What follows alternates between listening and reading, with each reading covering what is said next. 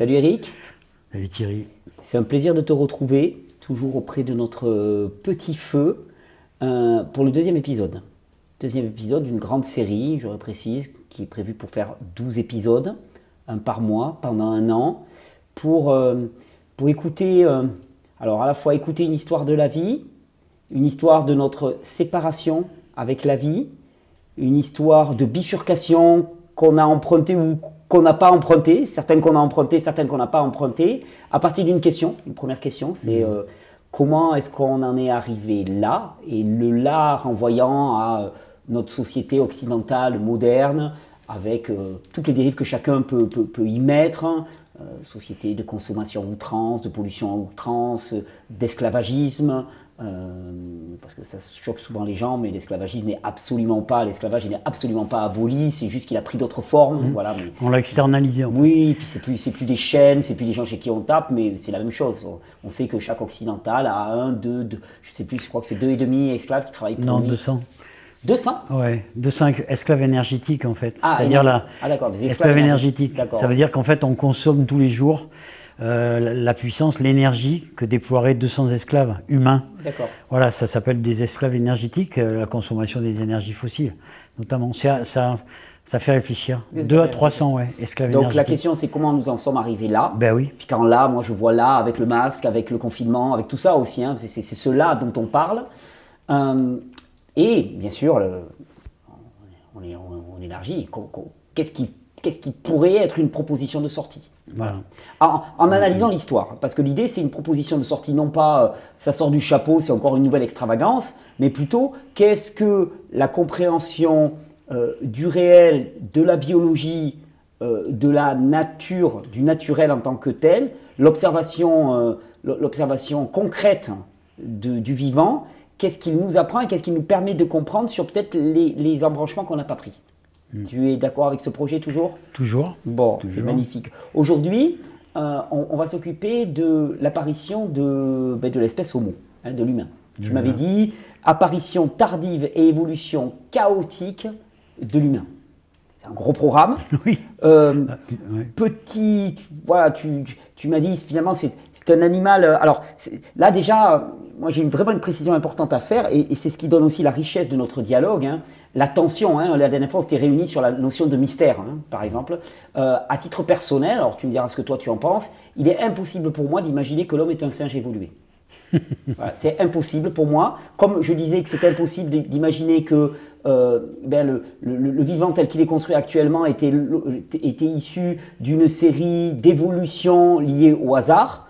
De la même manière, alors j'ai pas de réponse. C'est-à-dire de la même manière, je suis pas 100% aficionados de la théorie des 4000 ans avec le déluge à 2300 ans et tout. Je ne sais pas. Je ne sais pas. Mais il y a quelque chose que je sais, donc voilà, je sais, je ne l'accepte pas parce que je vois quand même entre alors une coupure fondamentale entre le fonctionnement humain et le fonctionnement animal. Peut-être que je me trompe. Et c'est là où ça va être très intéressant. C'est là qu'on va en parler. On va en parler. De toute façon, si tu prends cette option-là, moi je vais prendre l'autre. Bien sûr, mais c'est fait pour ça. Permettra de dialoguer. Mais c'est fait pour donc ça. Moi je vais partir du principe évidemment que quand même l'humain est dérivé des primates. Mais alors, je vais dire pour un peu de manière provocatrice, ce ne serait pas un primate évolué, mais plutôt involué. Mais ça, c'est de la provocation. Ça amène aussi des questionnements qu'on va se poser, l'involution. Bon, parce que par rapport à ton positionnement, voilà, je me positionne comme ça. Oui. Alors moi, pour préciser vraiment mon positionnement, je dirais que pour moi, l'humain a une biologie de singe évoluée, mais a quelque chose en plus. Alors, en plus, ne veut pas dire amélioratif. D'accord? En quelque chose en plus, c'est quelque chose d'autre. D'accord? Je ne vais pas placer des critères moraux ou ouais, on est plus. Ça, en plus, l'observation de pas mal de choses. Je me souviens, moi, avoir vu des orang-outans se comporter entre eux. Quand tu plonges tes yeux dans le regard d'un orang-outan, tu te demandes qui est le plus évolué de nous. Mais bon, passons. Mais voilà, une matrice biologique qui est commune avec toutes ces espèces, qui est une évolution de ces espèces. Mais autre chose en plus. On va y revenir largement. J'aime bien te faire démarrer par une petite citation. Oui. Avant de revenir, on va faire un petit récap de l'épisode précédent. Une petite citation. En fait, une citation sous 3 formes, par 3 très grands philosophes, tu vas voir, assez hétéroclites. La première, c'est une citation d'Erich Fromm qui dit Que des millions de personnes partagent les mêmes formes de pathologie mentale ne les rend pas saines d'esprit pour autant. Il y en a un autre qui l'a dit d'une autre façon, c'était Krishnamurti, Jiddu Krishnamurti, en Inde, qui disait « Ne pas être adapté à une société globalement malade est un signe de bonne santé ». Et puis plus récemment, en France, un grand philosophe français qui s'appelait Michel Coluche dit « C'est pas parce qu'ils sont nombreux à avoir tort qu'ils ont raison ». C'est la même chose. C'est la même chose, c'est vrai. C'est la même chose. Pourquoi cette citation ? La situation d'Eric Fromm, ouais. Ben, c'est pour un petit peu amener la discussion qu'on va avoir, c'est-à-dire, toi tu dis que l'humain, ben, c'est une manière de parler, tu l'as dit toi-même, a quelque chose en plus, et après tu as dit c'est autre chose. Et en fait, pour moi, là, il s'est passé quelque chose, et donc c'est là-dessus que je m'interroge. Je m'interroge beaucoup sur la nature humaine. Je suis pas le premier, je suis pas le seul aujourd'hui, et on s'interroge sur la nature humaine. Pourquoi ? Pour comprendre comment on en est arrivé là, c'est-à-dire comment l'humain, à travers son évolution, on va employer ce mot-là, mais on sait qu'il faut le définir de différentes manières, à travers son évolution. On renvoie au premier épisode, ouais. La notion d'évolution qui a vraiment un raffinement par rapport à une espèce d'évolutionnisme caricatural. On n'est pas là-dedans. Évolution dans le temps. Oui. Voilà. On est arrivé finalement à mettre cette planète dans une situation très critique. Déjà beaucoup d'inégalités entre les gens, hein, déjà, mais surtout énormément de dégradation de l'environnement environnemental. Dire c'est un souci. On est d'accord ou pas, on est pessimiste ou pas, on pense qu'il y aura une porte de sortie ou pas, mais le bilan est que en très peu de temps, 7 millions d'années, c'est l'émergence du genre. Homo, c'est pas une espèce. Hein. Il faut qu'il y ait quelque chose après pour qu'il y ait une espèce, selon la classification linnéenne. C'est-à-dire que Homo, c'est un genre, hein, et donc si tu dis par exemple Homo sapiens, ça devient une espèce. Voilà. Donc en fait, en 7 millions d'années, ce qui représente très très peu, souviens-toi ce qu'on a dit avec un peu d'humour la dernière fois, c'est-à-dire que si on réduit les 15 milliards d'années de l'univers en une année, l'humain, Homo sapiens, apparaît le 31 décembre à 22h30. Donc en fait, c'est excessivement tardif. Et tout d'un coup, on voit que l'évolution s'accélère. D'ailleurs, on parle aujourd'hui de la grande accélération. Ça va très très vite, avec l'apparition aussi de la technologie, etc. Une technologie débordante dans laquelle nous sommes immergés au quotidien. Et en fait, on a un bilan à faire par rapport à la situation dans laquelle on est. Voilà. Donc, c'est pour ça. Je rajouterais même, quand tu parles de destruction de l'environnement et ainsi de suite, je suis complètement d'accord sur le constat, mais moi j'irais bien au-delà. Je veux dire que quand on sait que la France est la première consommatrice comment on appelle, de psychotropes médicamenteux, on a à la fois détruit ce qui nous environne, mais on est globalement une civilisation qui ne va pas bien du tout, qui dégénère au niveau de ses valeurs, quelles qu'elles soient, dans lequel le niveau de satisfaction, de bonheur, d'épanouissement des gens, quand on fait des sondages, il est catastrophique. Donc en fait, il n'y a rien qui va. C'est-à-dire qu'on se détruit, on détruit notre environnement, on saccage tout. Et donc, la phrase d'Eric Fromm, si tu veux, pour moi, elle se réfère à ça. C'est une phrase, bon, je ne sais pas quand est-ce qu'il a écrit ça, mais il a écrit ça dans un moment où on ne parlait pas encore de collapsologie, d'effondrement, tout ça. Fromm, c'est bien avant tout ça. Donc déjà, il y a des constats qui sont faits, mais il y a 100 ans. Par des gens qui... Il y a des alertes. Il y a des prophètes, entre guillemets. Oui. Je pense à Günther Anders aussi, qui est un philosophe allemand que j'aime beaucoup.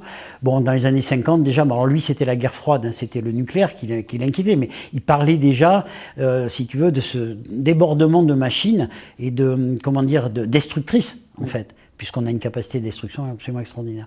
Et en fait, l'idée... Gunther Schwab, par exemple, dans les années 70, quand il écrit Danse avec le diable, La cuisine avec le diable, il décrit exactement le même, une société méga technique, méga scientiste, méga consommatrice, mais en fait qui détruit tout sur son passage. La science-fiction. Un trou noir total de consommation et d'ingurgitation. Et ça, on peut pas comprendre. Alors on ne le comprendra pas aujourd'hui dans cet entretien, mais on peut poser les questions, se poser des questions, c'est-à-dire... qu'est-ce qu'il y a dans la nature humaine, alors j'emploie ce terme, c'est pas moi qui l'ai inventé, qu'est-ce qu'il y a dans la nature humaine qui pourrait, tu vois, soyons très prudents, expliquer cette dérive? Ça va être intéressant. Ah bah oui. Entre Hobbes et Rousseau, il va falloir choisir son camp. Alors Hobbes et Rousseau, puis il y a, qui sont les caricatures d'un côté comme de l'autre. Voilà, Hobbes et Rousseau, les deux caricatures. Et puis on verra ça. Hobbes, Rousseau, le croyant, enfin voilà, ça va faire une triangulation entre tout ça. Oui, les croyants, oui. Mais Hobbes et Rousseau, c'est grosso modo, Rousseau... à remettre dans son contexte lui aussi. Parce que bon, Oui. voilà, on l'a beaucoup. Mais en même temps, c'est un homme de son siècle aussi, comme tous les autres. Hein. Rousseau, c'est l'homme est fondamentalement bon et c'est la société qui l'a perverti. Et Hobbes, c'est l'homme est un sauvage, un barbare. Et la société garantit un semblant voilà, de cohésion. Voilà. Donc ça, c'est les deux trucs. Mais l'idée, c'est, pour employer un terme qu'on emploiera un peu plus tard, qui a été employé dans un bouquin de Sébastien Boller, est-ce qu'il y a un bug humain? C'est-à-dire, est-ce qu'il y a quelque chose qu'on pourrait expliquer biologiquement, j'irais même dire neurologiquement? Est-ce qu'on peut imaginer qu'on l'explique, ou sociétalement, ou les deux, qui expliquent ça, c'est-à-dire qu'on est le seul animal qui fait la guerre de manière massive, qui torture, qui viole, etc. etc. C'est quand même interpellant pour une espèce qui est considérée comme la seule qui aurait une âme. Voilà, et des valeurs morales. Donc c'est interpellant. Mais c'est interpellant, donc ça nous ramène à l'histoire, etc. Mais c'est interpellant aussi dans le contexte dans lequel nous sommes. Alors, petit flashback pour remettre tout en contexte. Je voudrais faire un petit flashback. Épisode numéro 1. Donc je reviens, oui, je voulais faire un petit résumé parce que pour que les gens raccrochent un peu. Oui. Pourtant, sur l'épisode 1, donc l'idée c'était cette vie qui est apparue il y a 3,8 milliards d'années, et j'ai dit rapidement donc que pendant 2 milliards d'années il n'y avait que des microbes. Et que ce qui est important de savoir, c'est s'il ne s'était pas passé certaines choses, que je vais donc redire maintenant, on serait toujours dans un monde de microbes. C'est-à-dire, il n'y aurait rien d'autre que des microbes. Ça, je pense que c'est quelque chose qu'il faut répéter et comprendre. Et en fait, c'est deux révolutions, encore des mots qu'on emploiera, hein, révolution néolithique, révolution industrielle, et c'est des mots qui ne sont pas adaptés, parce qu'une révolution, c'est quelque chose qui explose comme ça, c'est très rapide, alors que là, on parle de millions et de milliers d'années, voilà. C'est l'apparition de la cellule eucaryote, la cellule à noyau, qui pour moi est une invention des microbes, et pour moi, une manière de le dire si tu préfères, et la photosynthèse. Donc ça veut dire que ces deux choses-là, la photosynthèse et la création de la cellule eucaryote, il va se produire des symbioses. On a vu comment la cellule eucaryote va absorber des micro-organismes, des bactéries, qui vont devenir les mitochondries et les chloroplastes. Il faut se souvenir de ça, parce que si on n'avait pas eu l'énergie de la mitochondrie dans la respiration cellulaire, avec l'utilisation d'oxygène et la photosynthèse justement qui produit de l'oxygène, on n'aurait pas d'être dit supérieur. Donc biologiquement, on ne serait pas là. D'accord. Ni les grands primates, ni nous, même si toi tu penses qu'il n'y a pas de lien entre les deux. Donc tu concluais finalement que les microbes ont toujours été, seront toujours, et seront certainement toujours les briques du vivant, les façonnateurs du vivant, les architectes du vivant, oui, je pense, à l'échelle de cette planète. Oui, bien sûr.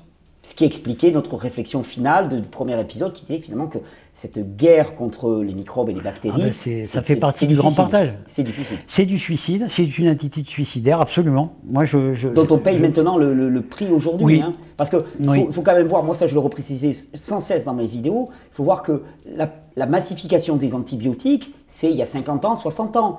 Avant la Seconde Guerre mondiale, c'était... Je dis, bon, il y a eu deux révolutions après la Seconde Guerre mondiale, c'est l'utilisation massive des pesticides et des fongicides dans les champs, donc déjà qui ont des côtés antibiotiques, antimicrobiens, bactéricides et ainsi de suite, et la consommation d'antibiotiques. C'est-à-dire si tu n'en avais pas assez dans ton alimentation, tu en reprends après en cacheton quand tu vas chez le médecin. Donc deux produits qui mènent une guerre systémique contre toute forme de vie microbienne. Ouais. Alors il faudrait rappeler ce que c'est qu'un microbe. Hein, je fais une petite parenthèse.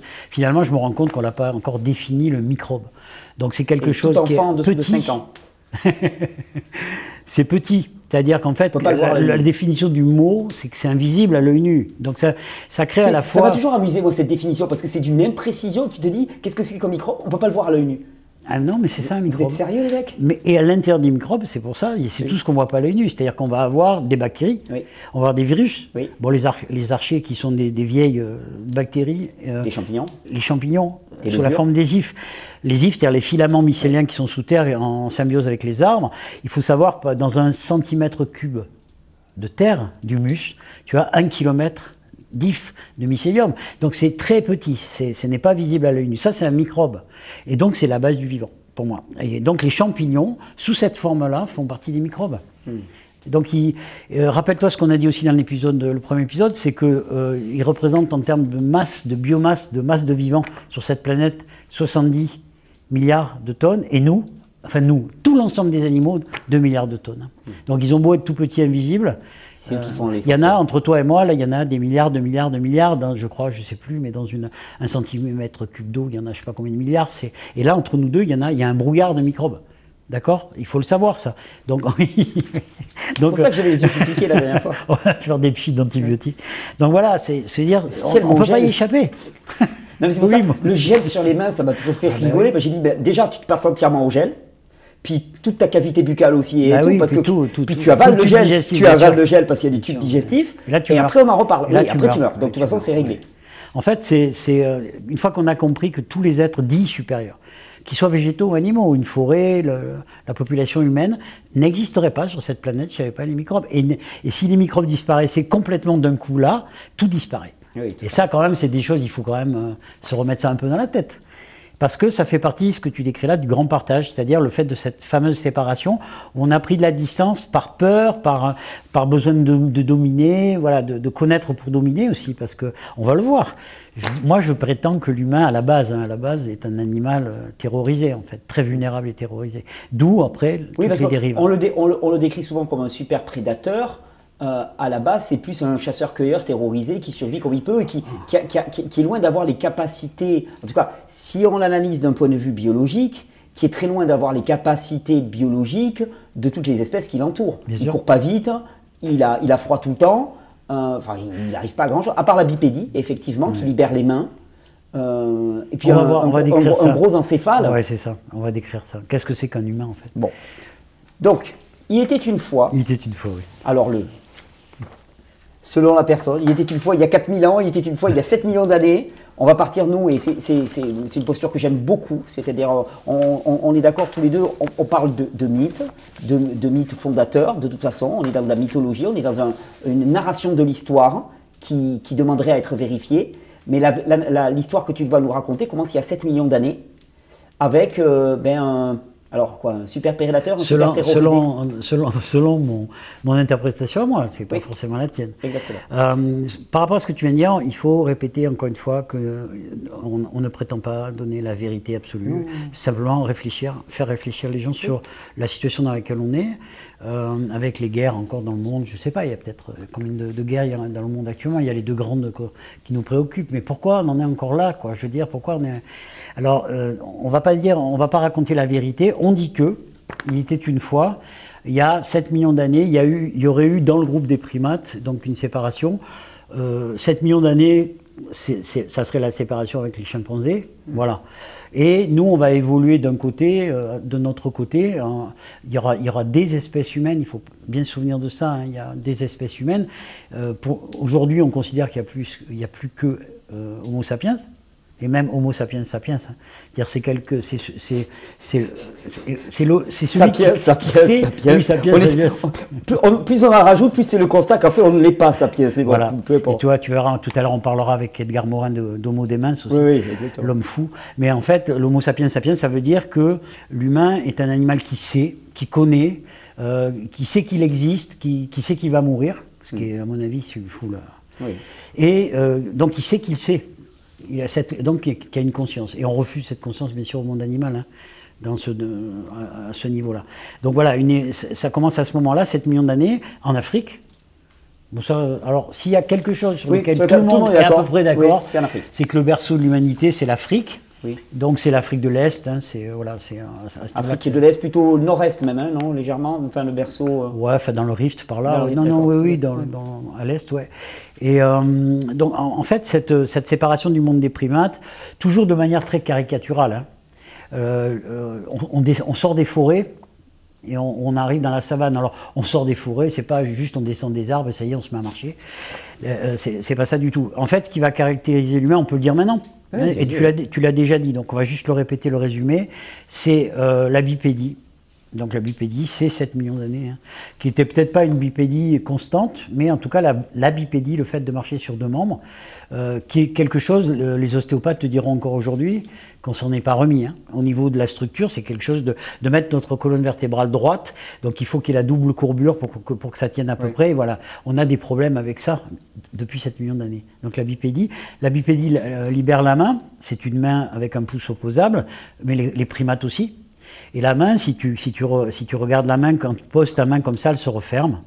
Et en fait, ce qui est très beau, c'est de considérer que c'est le souvenir de la branche, en fait. On s'accrochait, donc on a un pouce opposable, mais aussi on s'accrochait dans les branches, en fait. Et en fait, on a toujours cette main qui a le souvenir de ça. Moi, j'aime bien cette image-là. Je la trouve très belle. Je la trouve très belle aussi. Donc ça va nous permettre l'acquisition progressive d'outils et d'armes qui vont nous permettre de survivre. On n'avait aucune chance de survivre. Hein. Et le cerveau. Bon, le cerveau, tu l'as dit aussi, donc un volume endocrinien énorme, considérable. Et ça va nous amener petit à petit aussi à la réflexion à quel moment il y a eu un bug là-dedans, et à quel niveau ça se situe. Et moi, je trouve ça très intéressant comme des pistes à suivre. Donc ces trois choses-là. Mais comme tu l'as bien remarqué, on n'est pas rapide. On n'a pas de poils. On ne sait pas grimper. On n'a pas de poils. On sait pas musculairement parlant. On ne sait plus grimper. Musculairement. Je te racontais, moi, je me souviens quand j'étais en Indonésie, j'étais allé à Sumatra spécifiquement dans mon grand voyage en Asie en 2011, parce qu'on avait parlé d'un centre où ils récupéraient des orang-outans blessés, et il leur permettait ensuite de repartir à la vie sauvage. Et on lui dit, tu auras une chance d'observer des orang-outans. Et je me souviens de ma première rencontre avec une femelle orang-outan, une maman orang-outan. Elle était dans un arbre face à moi. Elle avait 3 petits, mais qui étaient quand même assez gros dans les bras. Et elle a fait une traction à un bras, mais avec un contrôle total. Moi qui avais fait pas mal d'escalade, musculairement parlant, on n'est plus adapté à ça. Une telle maîtrise. On n'est plus adapté à ça. Impressionnant.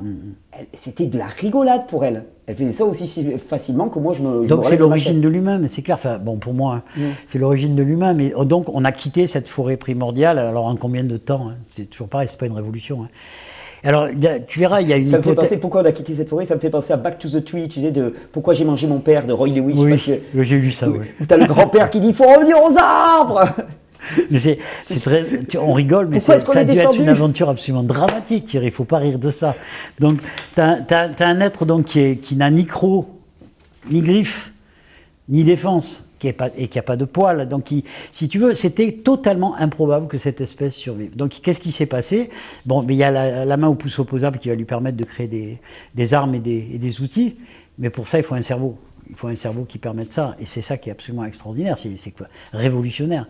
Et là, il va devenir, au fil du temps, là on résume, hein, mais certainement le plus grand prédateur qui existait sur cette planète. Et surtout, il va conquérir au fil du temps tous les biomes terrestres, sauf l'Antarctique. C'est quand même énorme, il y en a partout des humains. C'est pour ça, si tu veux, par exemple, quand tu parles de régime, tu sais, en naturopathie, on parle beaucoup de régime alimentaire, etc. Quand on dit l'humain est frugivore, l'humain était frugivore peut-être il y a 7 millions d'années. Mais le fait d'avoir conquis tous les biomes terrestres, tout à l'heure, tu parlais de prédateurs, tu es allé un peu vite. Ça a été sûrement un prédateur au bout d'un certain temps, mais c'était aussi un charognard. Ah oui, c'est un chasseur-cueilleur, c'est un charognard. Oui. C'est-à-dire qu'il y avait un incendie de forêt parce qu'il y avait eu un éclair, il y avait des animaux qui avaient cramé, ils ont découvert la viande cuite. Mais ce que je veux dire, c'est une évolution qui est très chaotique. Et ce qui est incroyable, c'est qu'on s'en soit sorti et qu'on en soit arrivé là. Moi, je trouve ça extraordinaire. Une petite aparté qui montre aussi qu'à la fois l'humain est mauvais dans tout, mais il est nul dans rien. Donc c'est une espèce de médiocre à peu près partout. Moi ça me faisait rigoler aussi quand j'ai rencontré des gens, je l'ai même lu il y a quelques années sur le site de l'Association végétarienne de France, qui te dit l'humain est un herbivore. Chaque fois je dis non, c'est pas possible, on peut pas dire un truc comme ça. Et ils utilisent, alors t'as les pro-végétariens qui te disent ah on a un tube digestif qui est plus long que le tube d'un carnivore, oui. Donc nous ne sommes pas des carnivores, ok d'accord, pas de problème, on n'est pas des carnivores, mais par contre il est beaucoup plus court que celui d'un herbivore, donc on n'est pas des herbivores.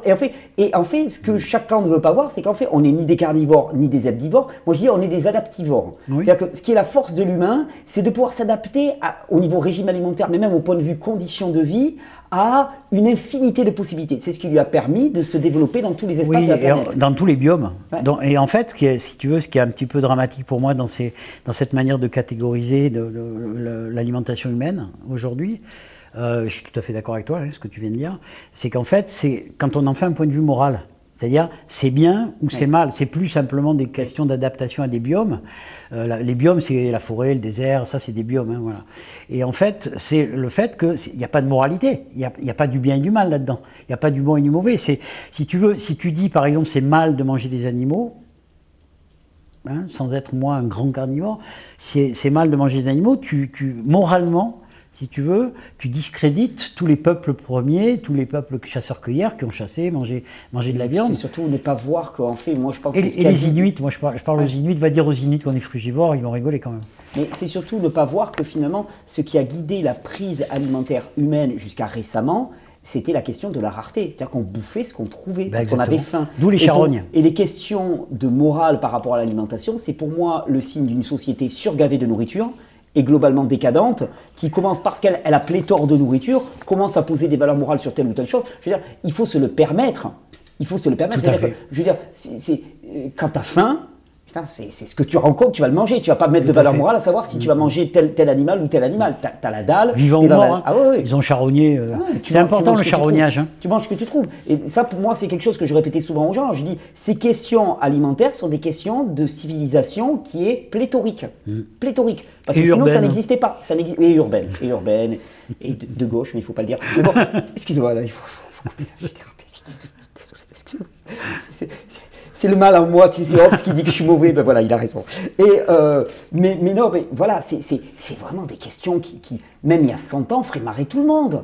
Je veux dire, qui il y a 100 ans refuserait un aliment quand il a faim? Enfin, tu vois, tu manges, tu becques, et puis Bah, surtout dans le milieu originel. Oui, tu as des tas de pays encore maintenant où ils ne se posent pas la question d'être végétarien, végétalien, vegan ou carnivore. Ils mangent. Ils mangent, ils bouffent. dévorent. Ah, ils dévorent ce qu'ils trouvent parce qu'ils ne savent pas de quoi va être fait le lendemain. On est d'accord. Donc, toutes ces questions-là sont des questions de société très, très, très moderne et d'une petite frange de la civilisation humaine.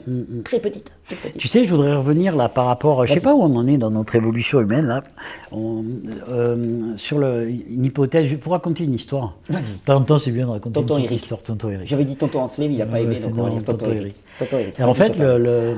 c'est l'hypothèse du singe aquatique. Alors ça, c'est génial parce que depuis très longtemps, depuis qu'il y a des anthropologues, des paléo-anthropologues, tout ce que tu veux, des archéologues, on cherche à comprendre en fait. On cherche à reconstituer une histoire l'histoire de l'humanité, avec des petits bouts, des fragments, des bouts de fossiles, un bout de mâchoire, un truc, un machin, ou des bouts de poterie. Mais en fait, on raconte une histoire finalement peut-être telle qu'on aimerait qu'elle se soit déroulée. Et ça, c'est important dans l'histoire. Parce que là, on est dans la préhistoire, on va rentrer dans l'histoire très vite. Ouais, Hein. mais j'aimerais bien te proposer une petite réflexion aussi parce que sur le fait comment est-ce qu'on raconte notre propre histoire et qu'est-ce qu'on veut véhiculer au travers de ça. C'est ça, il faut. C'est très important. Alors attention, hypothèse, hein, on est hyper prudent, on fait des propositions. En fait, l'historien, lui, je pense que l'historien est un homme honnête. C'est pas le fait comment dire, de rassembler des données qui pose problème, c'est comment on les interprète. C'est-à-dire qu'est-ce qu'on veut prouver. Ouais, même dans le rassemblement des données, je veux dire. Qu'est-ce qu'on veut prouver. Tu n'es jamais exhaustif, donc dans ton En rassemblement plus, de données, déjà tu vas faire un tri. Tu as comme si on avait déjà l'idée de là où on veut aller. C'est-à-dire que dans le présent, on va reconstituer le passé, donc l'histoire et même la préhistoire, pour finalement nous conforter dans nos valeurs actuelles, dans ce qu'on fait actuellement. Parce qu'il n'y a, en fait, l'objectivité n'existe pas. Nous sommes des sujets, donc il n'y a que de la subjectivité. Interprète, ouais, il y a de la subjectivité. Il ne peut pas y avoir d'objectivité. Donc ça, c'est important. C'est important, et c'est pour ça que ça me ramène à cette histoire de la... Parce que c'était cohérent, cette histoire du singe aquatique. Alors, c'est une femme, encore une femme, qui s'appelle Hélène Morgan, qui a émis cette hypothèse-là, et qui était censée expliquer pourquoi on était bipède, comment on est arrivé à la bipédie. Parce que quand tu fais comme ça, tu claques des doigts, tu es à quatre pattes avec la colonne vertébrale horizontale, puis tu te retrouves debout, ça c'est pas évident du tout. C'est comme les mutations aléatoires dont tu parlais tout à l'heure, c'est quelque chose de forcément très progressif. Or, si on imagine un primate qui vivait près de la mer, de l'eau en tout cas, on peut imaginer qu'ils allaient dans l'eau, et que donc dans l'eau, étant soutenus, ils se sont mis debout pour pouvoir avancer dans l'eau et garder la tête hors de l'eau. Hypothèse du singe aquatique. Ça explique aussi le fait qu'on n'ait pas de fourrure, comme les cétacés. Donc un animal qui vit dans l'eau, il y en a qui ont des poils, hein. Les cétacés n'ont pas de poils, ils ont perdu leur fourrure. Troisième chose, c'est que l'humain est un mammifère qui a de la graisse sous la peau, comme les cétacés. Oui. Donc en fait, c'était une hypothèse qui disait on s'est mis debout progressivement dans l'eau. On a fait de l'aquagym, quoi, d'une certaine manière. Pour pouvoir se tenir debout. Et petit à petit, on a modifié notre... Mais c'est pas idiot comme théorie. L'évolution aquagymique de l'humain. Oui. Alors donc on a l'eau qui nous soutient, donc on peut se mettre debout. On a, si tu veux, le fait que... ça explique qu'on n'ait pas de poils et qu'on ait de la graisse sur la peau. Mais troisième chose très importante, une nourriture à base de produits marins, de poissons, de crustacés, très riche en oméga 3, développement du cerveau.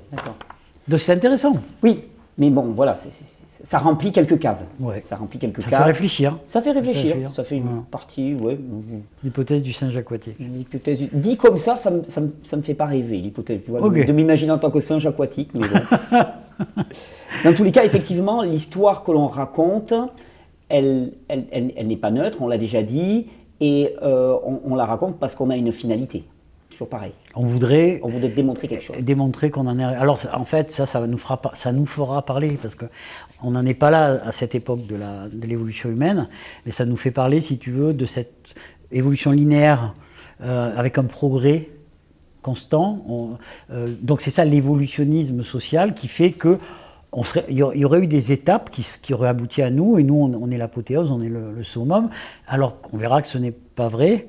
Et surtout par rapport à ce qu'on disait par rapport aux bifurcations, il y a eu des bifurcations tout le temps, on l'a évoqué aussi, et en fait il y a des peuples qui ont vécu autrement qu'avec des pouvoirs centralisés et compagnie. Mais là on anticipe un peu trop. On anticipe un petit peu trop. Ouais. Donc revenons à cette évolution africaine, la bipédie. Oui, d'accord. Ça me va. Donc la capacité petit à petit à survivre.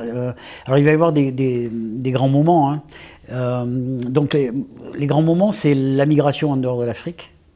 Donc quand même un animal excessivement vulnérable, certainement terrorisé, parce que les armes, on parle toujours de la prédation, mais c'est aussi pour se défendre. Oui, mais d'ailleurs j'allais dire, est-ce que nous ne sommes pas devenus prédateurs à force de terreur finalement? Parce que on sait très bien que personne n'est aussi agressif que celui qui a peur.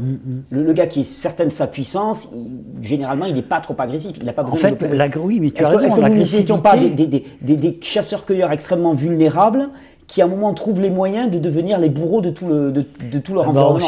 On peut résumer comme ça, mais c'est vrai, on peut résumer comme ça. C'est-à-dire que ce que tu viens d'évoquer, c'est-à-dire que la peur crée une réaction excessivement violente, c'est tout à fait ça. C'est-à-dire que, même si c'est déjà comme si on était à la fin de notre entretien, mais peu importe, un animal terrorisé, très longtemps, excessivement vulnérable, pas de griffes, pas de crocs, dans un monde où on va parler de la mégafaune, enfin, il y avait des animaux absolument énormes, des tigres à dents de sabre, etc. Et comment, si tu veux, maîtriser ça? À la fois pour survivre au quotidien, pour manger, mais aussi comment survivre par rapport à des animaux comme ça. Et je pense qu'il y a une espèce, si tu veux, c'est comme si cette terreur était toujours présente au fond de nous, et il y a une amplification, et ce besoin total de maîtriser, de contrôler pourrait venir du fait qu'à la base, c'était pas gagné du tout, et ça a duré longtemps, le côté pas gagné quand même. Hein, voilà. C'est que biologiquement, effectivement, on est en danger permanent. C'est ça, c'est ça. On a permanent. Intégré le fait qu'on est toujours vulnérable. Notre biologie. Et c'est là où moi, l'approche du croyant va te dire que finalement, le seul remède à cette espèce de terreur ontologique, il a été proposé par la foi, d'une certaine manière. Alors certains y verront une espèce de gris-gris qu'on agite pour se rassurer la nuit, tu vois, un doudou qu'on mâchouille pour s'endormir. Moi je ne le vois pas du tout comme ça parce que j'ai une expérience de la foi qui m'est personnelle, mais c'est vrai que d'un point de vue biologique, on est une biologie extrêmement faible, soumise à énormément d'aléas autour de nous, qui, au bout de 70-80 ans maximum, va finir à pourrir dans la terre et bouffer par des microbes. Il y a de quoi être désespéré dès le départ, quoi. Et il y a de quoi avoir une telle rage, une telle haine qu'on détruit tout sur son passage. Parce que tu te dis, à quoi bon? À quoi bon tout ça? L'espèce fabulatrice. Parce qu'on est conscient de nous-mêmes. Parce que nous sommes conscients. Des récits, en tout cas. On va créer des récits et on va placer effectivement des puissances organisatrices, etc. au-delà de nous. Oui. Mais on va créer des récits, des mythes, des religions, c'est clair. Oui. D'ailleurs, on pourrait en parler de ça un petit peu, ce qu'on appelle les cosmogonies, les cosmologies. Oui. Est-ce que tu pourrais nous en dire quelques mots? Si tu veux, c'est la manière dont tous les peuples, absolument, d'un point de vue anthropologique, ont une manière d'imaginer leur création, en fait. Comment l'humain est apparu. Et donc, nous, on a parlé grosso modo, tu as l'évolutionnisme darwinien, et puis de ton côté, si tu veux, le créationnisme. Ça, avec toutes les finesses et toutes les textures qu'il peut y avoir là-dedans aussi, hein, parce qu'il y a les caricatures aux extrêmes, et puis après, il y a différentes formes. Mais entre les deux, il y a plein de peuples qui ont imaginé à leur manière comment ils seront apparus sur le... Donc ça, c'est ce qu'on appelle des cosmologies, c'est-à-dire des manières d'imaginer d'où on vient, qui nous a créés, en fait, et où on va. L'humain est un animal qui a besoin de créer des récits et des mythes et de se raconter des histoires, c'est clair. Pour se rassurer, voilà, c'est comme ça que fonctionne notre cerveau. Donc au final, finalement, quand même, dans ton discours, là, ce que j'entends, c'est un énorme besoin de se rassurer qui conduit ensuite à toutes les dérives de contrôle. Enfin, on le sait très bien, hein, je veux dire, une personne anxieuse est une personne hyper contrôlante. Enfin, on le sait au niveau psychologie humaine. Manipulatrice. Oui, manipulatrice et hyper contrôlante parce qu'après, elle a peur. Et toutes nos structures sociales pourraient être aussi le reflet de cette espèce d'anxiété. Anxiété parce que nous sommes conscients de nous-mêmes et nous sommes conscients de notre vulnérabilité biologique. Absolument. Moi, je suis d'accord avec ça. Tout à fait d'accord avec ça. Une peur ontologique, j'aime bien le terme. Ontologique, c'est quelque chose de très profond. Dans les tripes. Je pense que ça ne nous est pas sorti. C'est-à-dire cette maîtrise compulsive de tout le vivant vient du fait qu'au départ, si tu veux, il y avait cette vulnérabilité. Pour moi, je pense qu'on n'a pas dépassé ça parce que, si tu veux, l'évolution biologique du genre Homo, c'est 7 millions d'années. Donc c'est très très peu, on a vu, par rapport à l'apparition du vivant. Mais par rapport à, si tu veux, par exemple, la société industrielle, c'est très très long. Car on a été, pendant 7 millions d'années, 95% du temps, des nomades, chasseurs-cueilleurs, confrontés à un environnement excessivement agressif, en fait. Pas seulement les prédateurs, hein, le climat. Il ne faut pas oublier que quand même on sort de la dernière glaciation il y a 12 000 ans, mais que là on parle de 7 millions d'années, il y a eu des traversées de glaciation qui signifient aussi que l'homme, avec son cerveau et avec sa main, a été en capacité de créer des micro-environnements.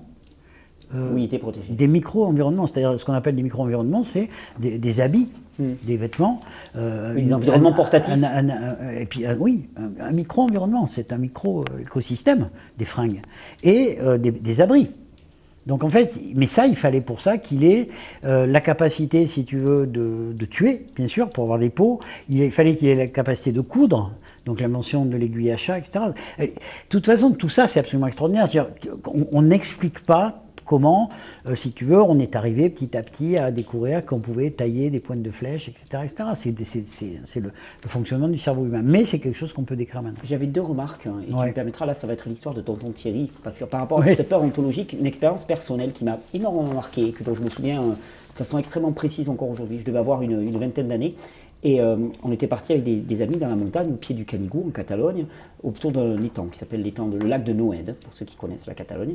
On était allé passer une nuit là-bas, pêcher un petit peu, faire un peu la fête, on a amené quelques bières, on pêchait du poisson. Enfin, voilà, une soirée entre jeunes de 20 ans, tranquillement, perdus dans la montagne. Donc on avait marché 3-4 heures pour se retrouver là-bas. Et donc on avait passé la soirée, on avait coupé du bois préalablement pour faire un grand feu finalement, et ce feu c'était notre sphère de... ça chauffe un feu, ça sécurise, ça illumine, on y voit et ainsi de suite. Et puis tout le monde est allé se coucher petit à petit, et on s'est retrouvé avec un ami à continuer à discuter autour du feu et à alimenter le feu. Et puis au fur et à mesure que la nuit s'avançait, on avait de moins en moins de bois. Et je me souviens, on a commencé à réunir toutes les petites brindilles qu'on avait pour allumer le feu.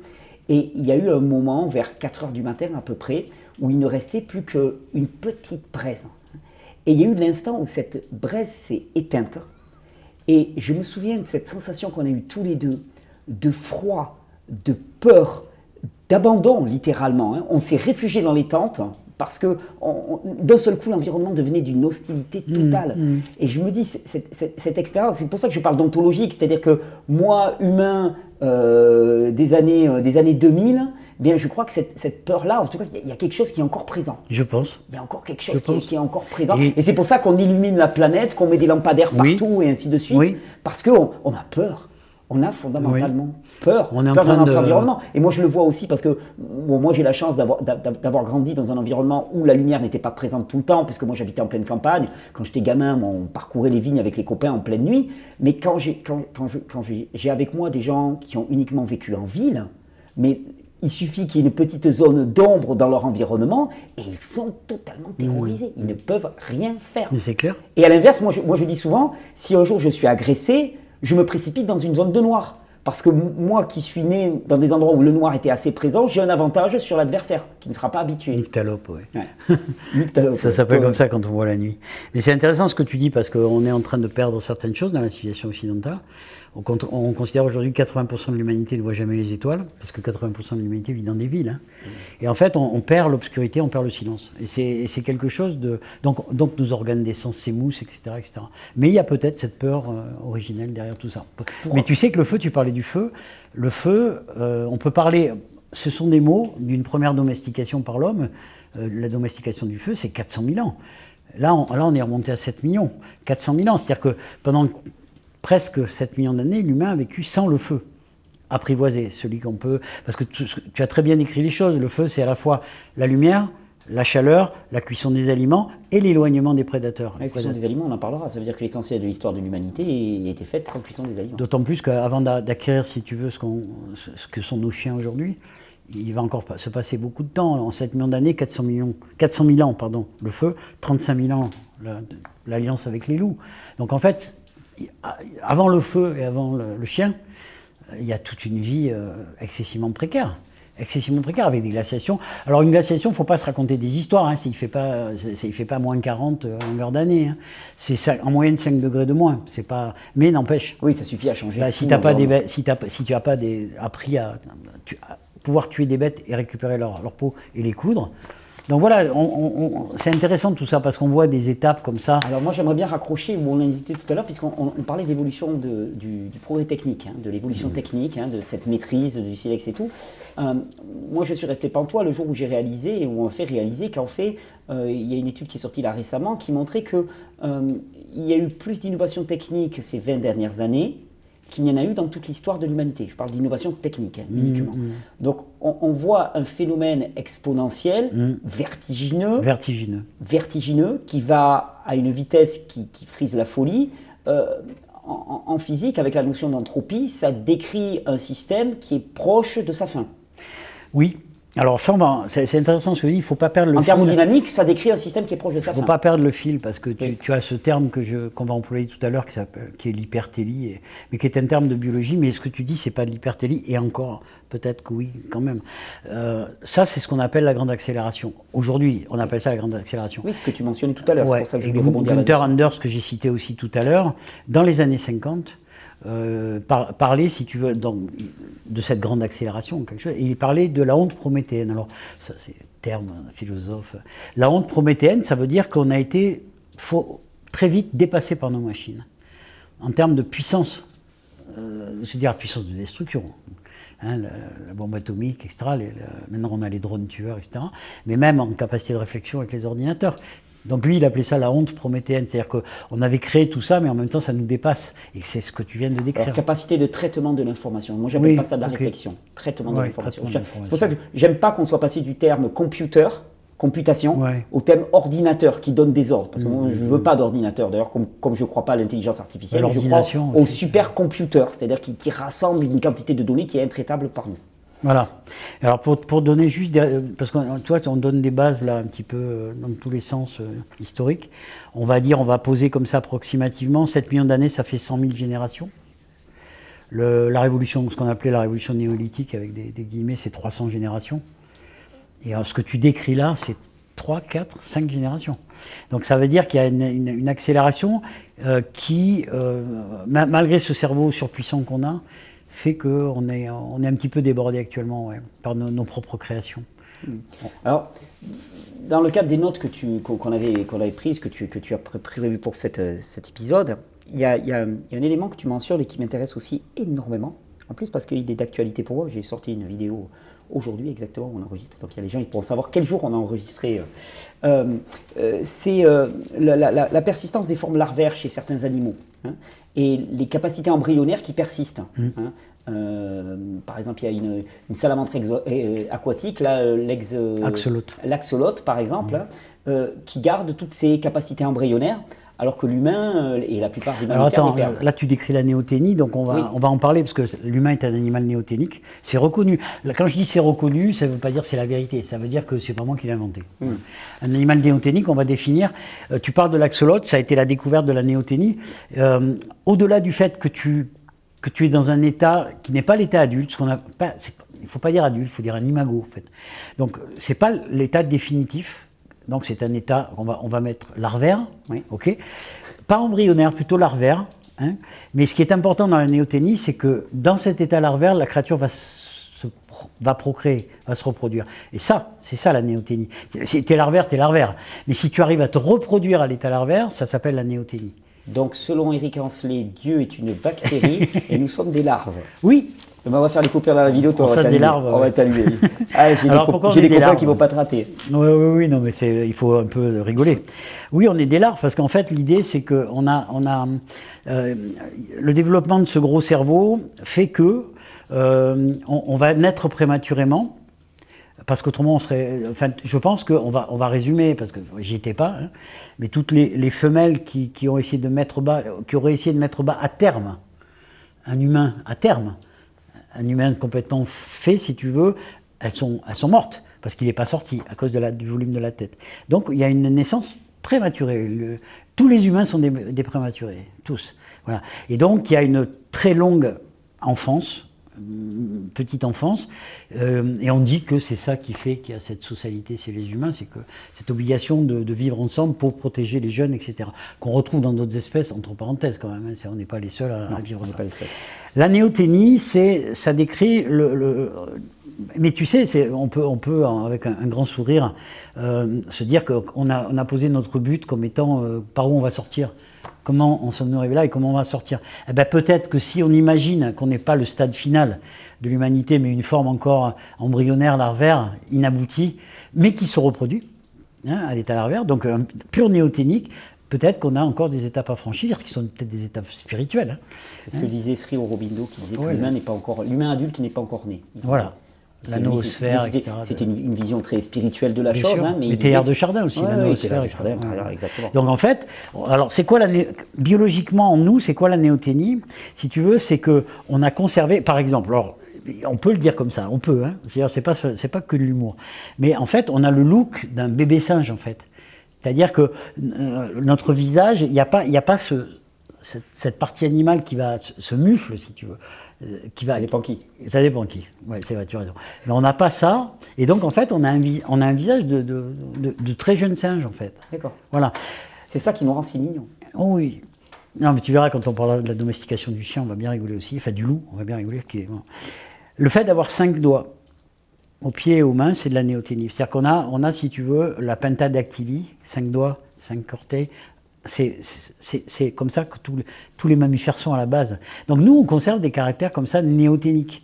Et ça, c'est très intéressant parce que ça donne une capacité évolutive, à la fois par effectivement la créativité extraordinaire de ce cerveau, qu'on va définir un petit peu plus tard dans notre entretien comme un cerveau qui peut être bug, hein, c'est-à-dire quelque chose qui déconne, hein, excuse-moi l'expression, dans ce cerveau humain, c'est-à-dire quelque chose qui nous dépasse.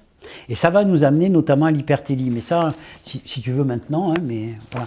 Donc une fois qu'on a défini la néoténie, donc on serait un animal qui n'est pas abouti, qui n'a pas atteint sa forme définitive. C'est la définition de la néoténie. Tu m'as mis une citation là de Louis Bolk qui dit « L'homme est du point de vue corporel un fœtus de primate parvenu à maturité sexuelle ». C'est pas mieux que nous sommes des larves, hein. Globalement, c'est à peu près la même chose, dit avec un peu plus d'emphase. Oui, mais par un scientifique. Par un scientifique. Un scientifique, parce que je dis ça, parce que si tu veux, c'est des gens qui sont reconnus quand même, certains dans leurs compétences. Donc s'il dit ça, c'est pas juste une plaisanterie d'un humoriste. Alors est-ce que ce dog humain, ce serait pas quelque part cet infantilisme aussi? Parce que les caractéristiques infantiles ne sont pas les mêmes. Enfin, je veux dire, ce qu'on attend d'un organisme adulte ne sont pas les choses qu'on attend d'un organisme infantile. Disons qu'en fait, là on est en train de glisser doucement vers le bug humain, et c'était le but un peu de cet entretien, de cet épisode. Donc avant de répondre à ta question, je place le concept d'hypertélie. Oui. L'hypertélie, si tu veux, c'est une suradaptation. C'est-à-dire quelque chose qui va tellement loin dans l'adaptation, parce qu'au début c'est une adaptation, en tout cas en employant des termes darwiniens, en fait on s'adapte, voilà. Par notre corps physique d'abord. Hein. Après l'humain, bien sûr, il y a autre chose, mais d'abord par notre corps physique. Un exemple d'hypertélie, c'est-à-dire d'aller très très loin dans l'adaptation, ça va être, je vais te donner par exemple l'exemple des bois du cerf, qui peuvent devenir chez un cerf adulte tellement volumineux qu'il va se prendre la tête dans des branches, qu'il ne va pas pouvoir se détacher, ou deux cerfs entre eux. C'est quelque chose qui est hypertélique, c'est-à-dire c'est quelque chose qui est devenu un handicap. Oui. C'est tellement loin que ça devient un handicap. Ça devient un handicap. C'est-à-dire, au départ, c'est une adaptation. On va dire, au sens darwinien, ça lui permet de combattre ce que tu veux. Bon, voilà. Ça, c'est un peu du finalisme. J'aime pas. Moi non plus. Non, t'aimes pas le finalisme. Mais je comprends ce que tu veux dire par là. Le finalisme, ça veut dire la vache a des cornes pour se défendre, alors qu'en fait, c'est pas ça du tout. Il y a des cornes qui apparaissent dans l'évolution. Et ça lui donne des capacités. Et puis après, il y a des espèces de cercles. Elle l'utilise. Voilà. Il y a un processus qui est enclenché dans lequel l'un nourrit l'autre. Voilà. Et donc, elle va utiliser ça. On est d'accord. Donc, l'hypertélie, l'hypertélie, je donne un autre exemple, c'est le tigre à dents de sabre. C'est avec ses canines énormes qui, au bout d'un moment, il ne peut plus bouffer, quoi. Voilà. Le gigantisme, on a dit aussi le gigantisme des dinosaures, hein, qui est au bout d'un moment.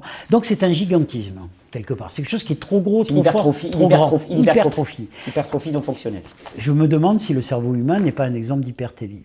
À la fois dans son volume, mais le volume, bon, il est contenu dans la boîte crânienne, mais dans son fonctionnement. C'est-à-dire que ça va tellement loin, comme si on était embarqué, emballé, en fait, par notre psychisme, notre capacité mentale, notre réflexion, je ne sais pas comment dire, mais quelque chose qui est emballé et qui fait que... Alors, ça nous amène au bug humain aussi, pourquoi? Parce que...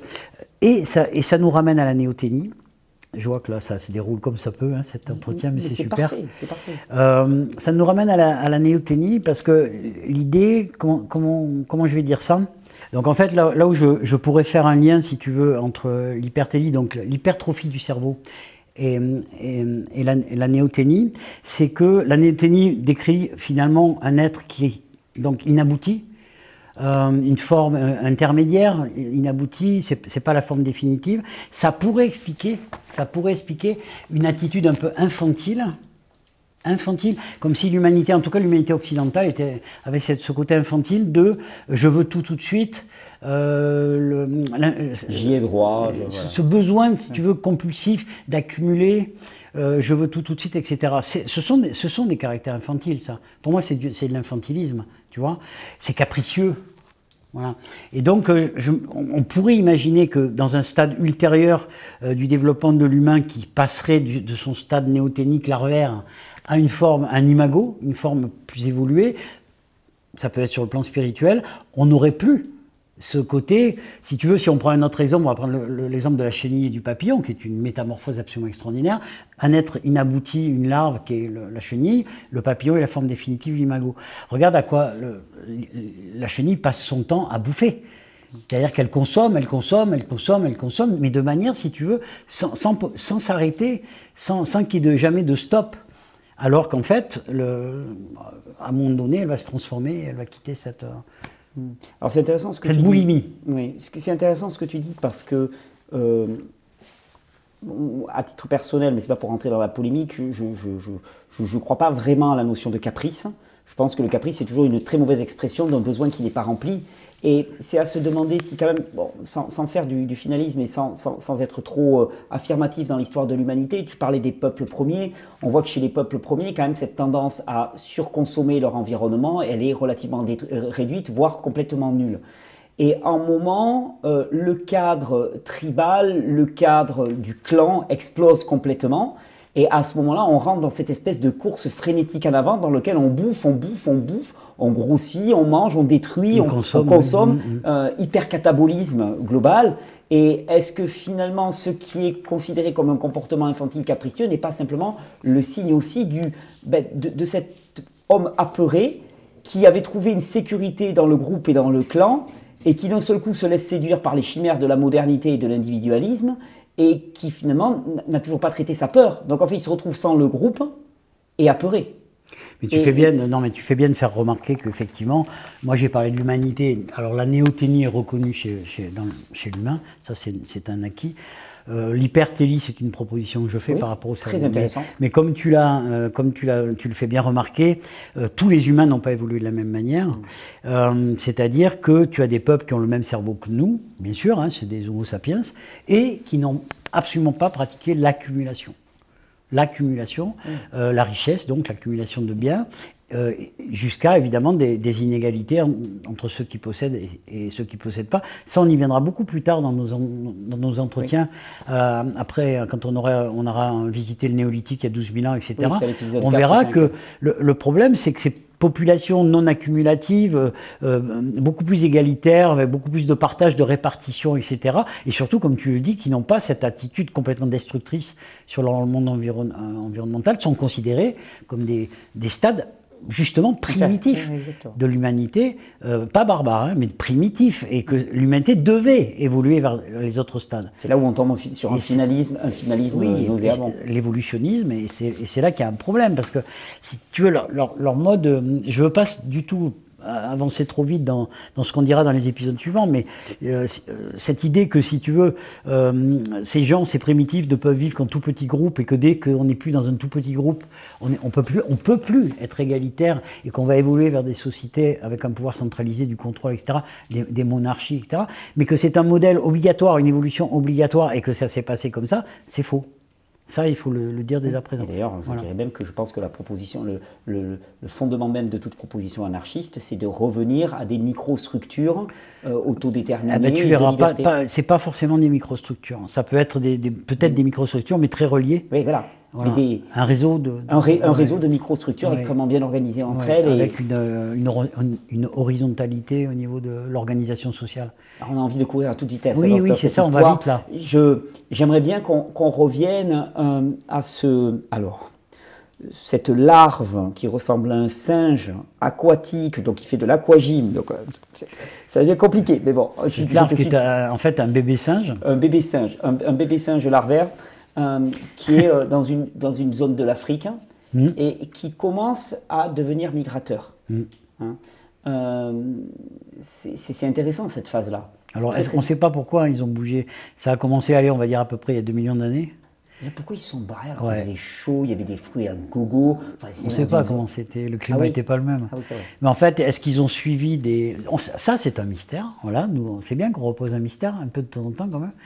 Donc des migrations, alors après il y a des hypothèses, parce que on veut toujours comprendre et expliquer. Alors ça peut être suivre des troupeaux, tu vois, des animaux migrateurs qui représentent comment dire, des réserves de viande, etc. Ça peut être climatique. Grosso modo, entre suivre des troupeaux et le climat, on a à peu près les deux bonnes raisons. On peut imaginer aussi des compétitions entre groupes, mais même entre espèces différentes. Hein.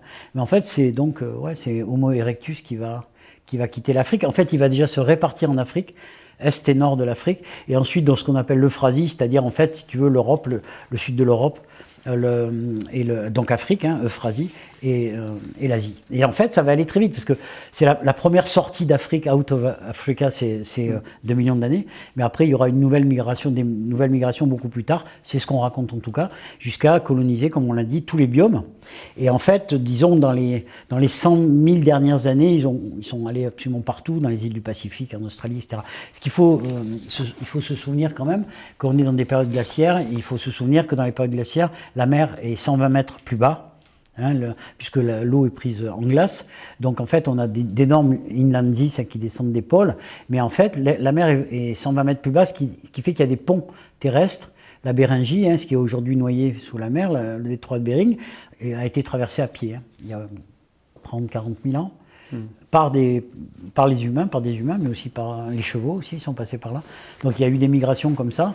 Et donc on a colonisé absolument, je te disais tout à l'heure, à part l'Antarctique, tous les biomes. Et ce qui demande des adaptations absolument incroyables. C'est-à-dire, on a vu la maîtrise du feu 400 000 ans. Là, on a quand même déjà, quand on arrive à la deuxième migration, les dernières migrations, ils sont accompagnés par les chiens quand même. Donc tu vois, il y a une évolution considérable. C'est amusant parce qu'on en revient à ce qu'on disait tout à l'heure, c'est que le finalisme caricatural, bon, il est très peu recevable.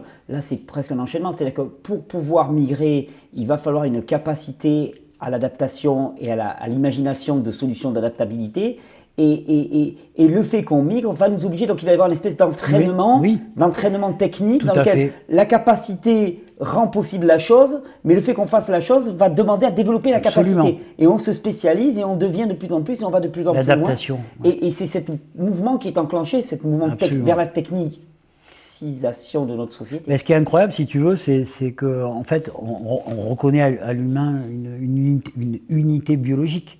C'est-à-dire que tous les humains sont interféconds pour prendre la définition la plus classique qui a été beaucoup remise en question de l'espèce, ça on y reviendra, mais tous les humains sont interféconds, ce qui veut dire qu'il y a une unité biologique. Par contre, il y a eu des adaptations absolument extraordinaires par la couleur de la peau, par le régime alimentaire, etc. etc. Donc par rapport à des régions tropicales, désertiques ou polaires.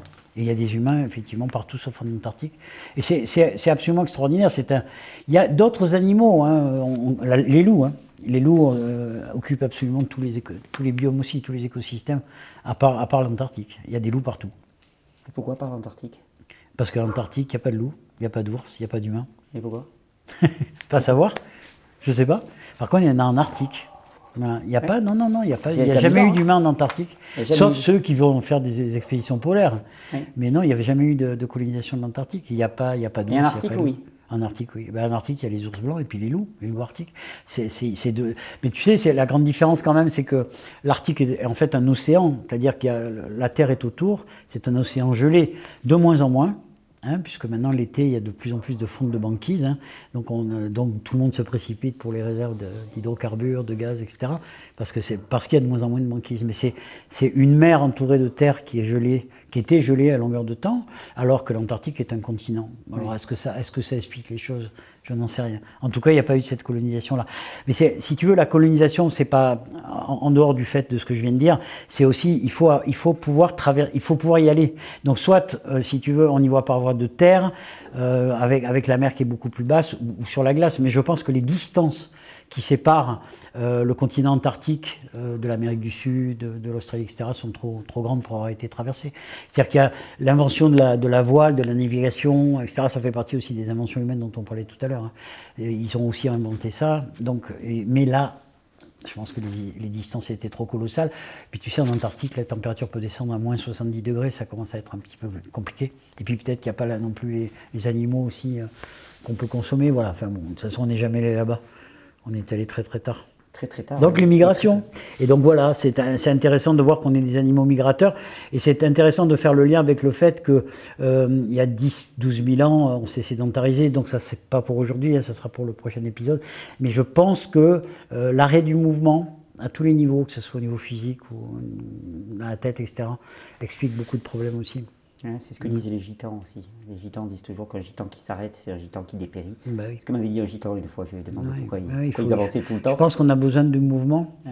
Il m'avait dit un nuage ne s'arrête que pour pleuvoir et un gitan ne s'arrête que pour pleurer. Ils pleurent leur mort et ils repartent.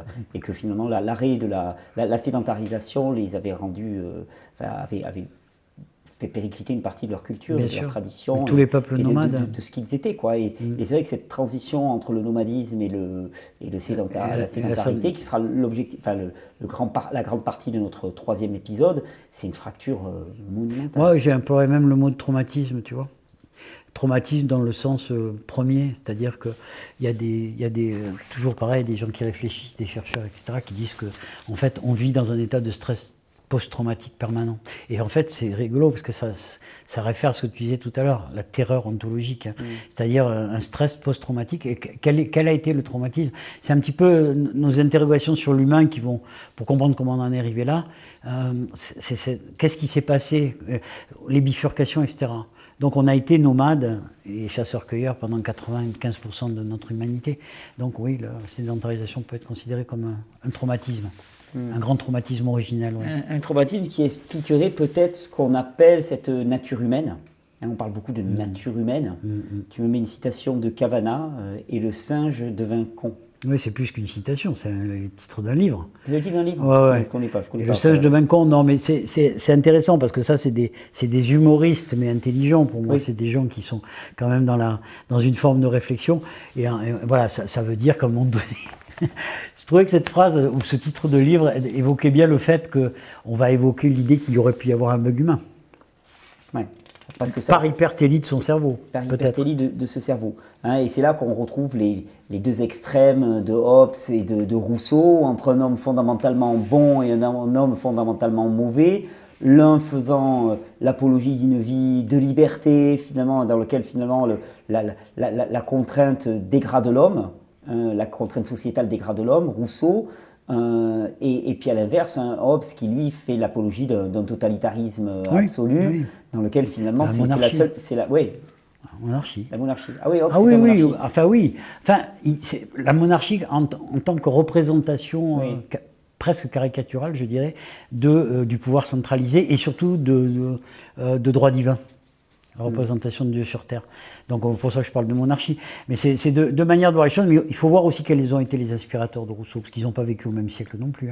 Donc en fait, ça veut dire que les inspirateurs de Rousseau, ça je ne veux absolument pas en parler aujourd'hui, parce que c'est très intéressant, parce que ça parle, ces inspirateurs, d'une possible bifurcation qu'on aurait pu prendre, et répétons-le, on n'est pas forcément dans une impasse. il y a encore des possibilités, si tu veux, de revisiter notre être au monde, notre manière de vivre ensemble. Il y a plein de portes ouvertes. Plein de portes ouvertes. Plein de portes ouvertes. Et qui sont en train de se mettre en place. C'est d'ailleurs, oui, qui sont en train de se mettre en place. Et des portes. Et en plus, il y a des tas de portes qui sont mutuellement incluants. C'est-à-dire qu'il y a des tas de portes à ouvrir et à ouvrir en même temps, parce qu'en fait, le devenir de l'humain, il n'est pas monolithique. C'est pas telle porte ou telle porte. Et il y a plein de portes à ouvrir.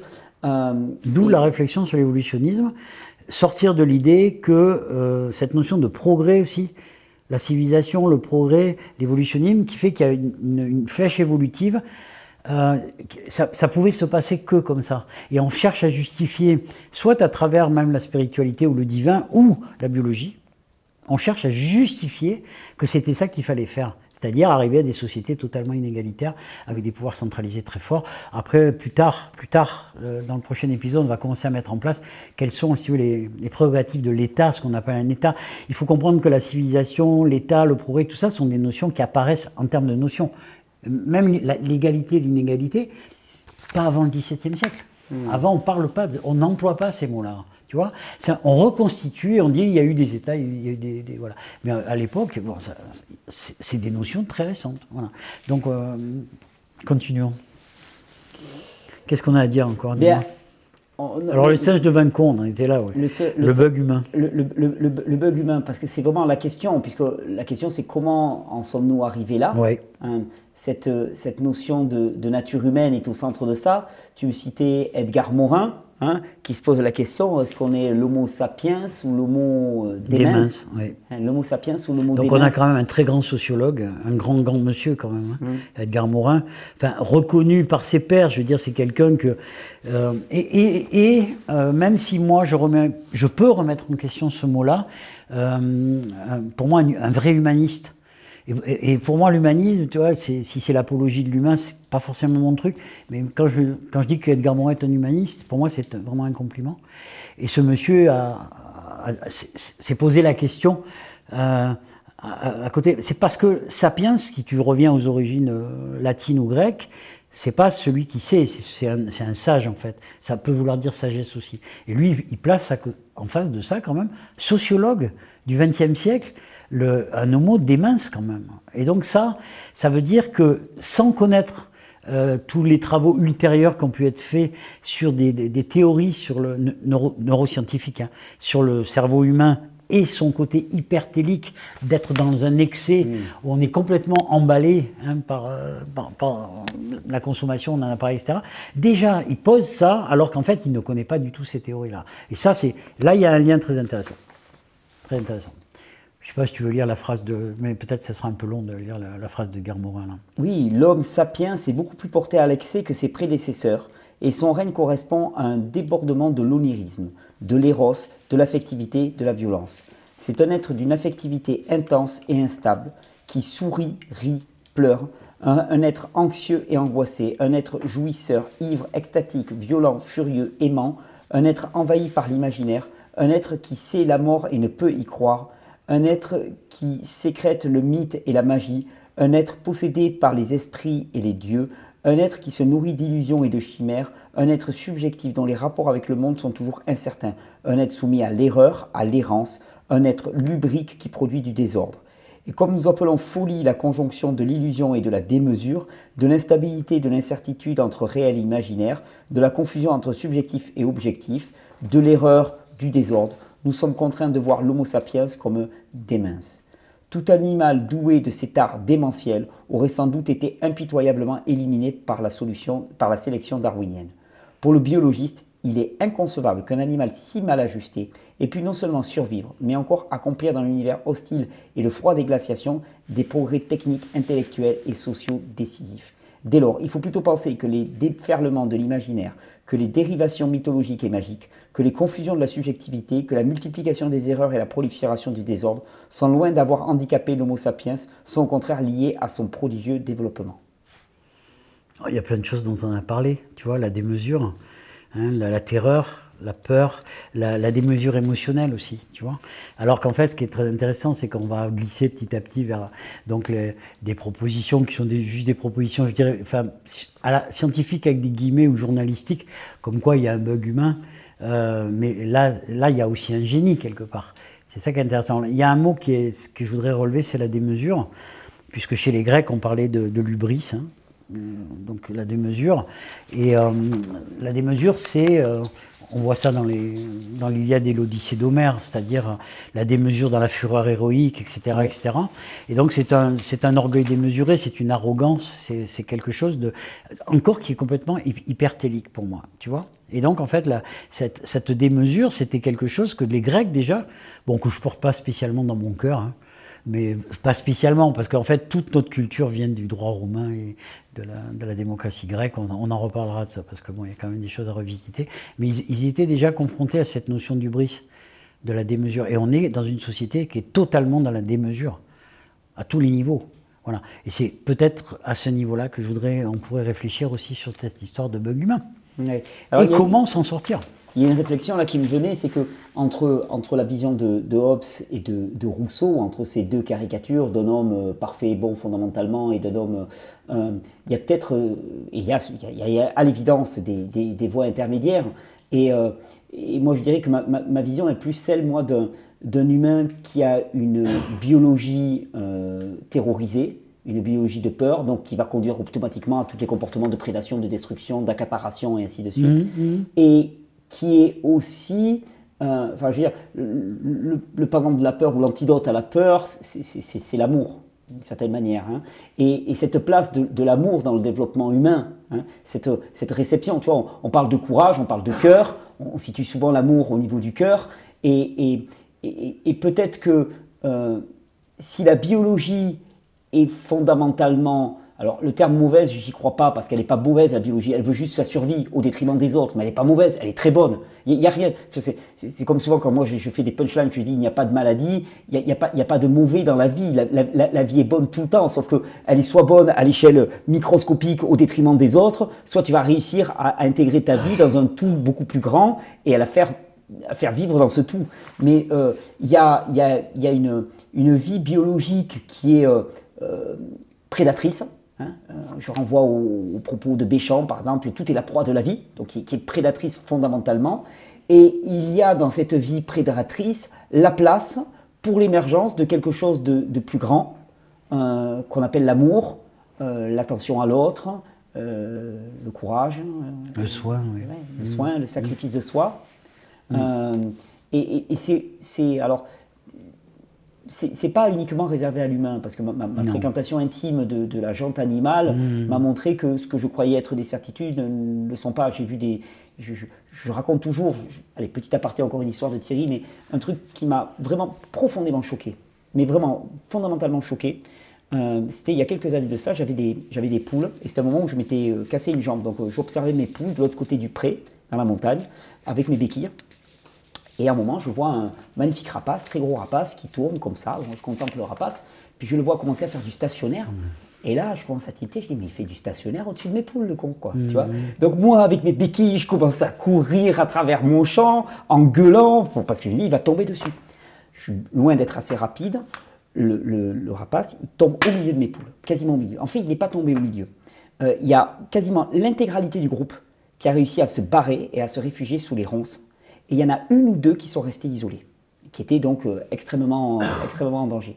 J'ai vu le groupe de poules faire demi-tour des ronces pour venir sur le prédateur. Il n'y a pas eu de combat en tant que tel, parce que quand il a vu l'ensemble qui revenait, il s'est barré. Et ça, moi, je l'ai décrit à plusieurs personnes qui m'ont dit avoir fait ce genre de constat. C'est-à-dire le sacrifice de soi-même pour l'autre. Parce que techniquement, la poule, elle n'a qu'une envie, comme nous d'ailleurs, c'est de se mettre à l'abri. Hein. Puis l'autre, ben, tant pis, c'est l'autre. Et ça m'a profondément choqué, parce que c'est l'apanage de l'altruisme, du courage, du don de soi, du sacrifice. C'est la compassion. C'est l'étoffe des héros. Oui, et puis la capacité alors à se mettre à la place de l'autre. Je les ai tout embrassés, je leur ai mis la Légion d'honneur et tout. Tu vois, on a fait une grande cérémonie. Hein, tu vois, j'ai fait ça bien. Hein, tu vois. Petit caviar et tout, l'Élysée. Mais j'ai été choqué. Je ne m'attendais absolument pas à ce Bah oui, comportement. parce que c'est pas de l'amour maternel, parce qu'on sait que l'amour maternel, encore faudrait le redéfinir, mais c'était pas des petits, c'est une société Non, animale. c'est une société animale. Oui, une société animale. Je veux dire, ils sont tous bougés. Bon, peut-être qu'il y avait des relations de famille entre certains, mais pas tous. Donc il y a eu quelque chose du groupe qui défend l'individu isolé. Et ça m'a choqué. Ça m'a profondément choqué. Donc c'est vraiment des questions. Hein. Qu'est-ce qui est du domaine de l'humain, du biologique, de la peurée, du fondamentalement. Alors mauvais, parce que c'est marrant quand Hobbes dit l'homme est fondamentalement mauvais. En fait, l'homme est bon pour lui-même biologiquement. Il va juste être mauvais pour le voisin parce qu'il va défoncer la gueule du voisin pour lui piquer sa femme et sa bouffe. L'homme est un loup pour l'homme. Ouais, l'homme est un loup pour l'homme, mais c'est pas mauvais. La guerre de tous contre tous. Pour toi, c'est pas mauvais. Ben non. Globalement, tu bouffes, tu sautes toutes les femmes du coin, tu t'accapares partout, mais pour les autres, c'est pas cool. C'est une vision parmi d'autres de la relation humaine. Ouais. Oui, mais c'est-à-dire que Hobbes, c'est quelqu'un qui déjà au préalable porte en adulation la société. Et donc l'homme est fondamentalement mauvais parce qu'il met en danger la structure sociétale. Donc en fait, son raisonnement est complètement fallacieux pour moi, parce qu'il dit finalement la société est l'unique solution à l'homme qui rejette la société. Une société hiérarchisée. Hein. Une société hiérarchisée, oui, parce qu'en plus il y a tellement de façons de faire société. Oui. Mais quelque part, il pose en postulat ce qui est sa solution finale. Donc c'est une arnaque. Bien sûr. C'est là où on retombe sur le fait que on justifie. Hobbes raconte une histoire qui justifie sa propre propension à aduler les sociétés hiérarchisées. Oui, et puis à faire partie des élites. Oui. Voilà. Et c'est bien avant Darwin. Hein. Darwin, on va se servir de Darwin ultérieurement. Mais... Donc voilà, j'adore cette phrase, je la trouve à la fois très poétique. Oui. Et une description de l'humain qui est... Parce qu'à travers la poésie, tout est juste là-dedans. Donc on en arrive au bug humain, non, un peu. Ah oui, bien sûr.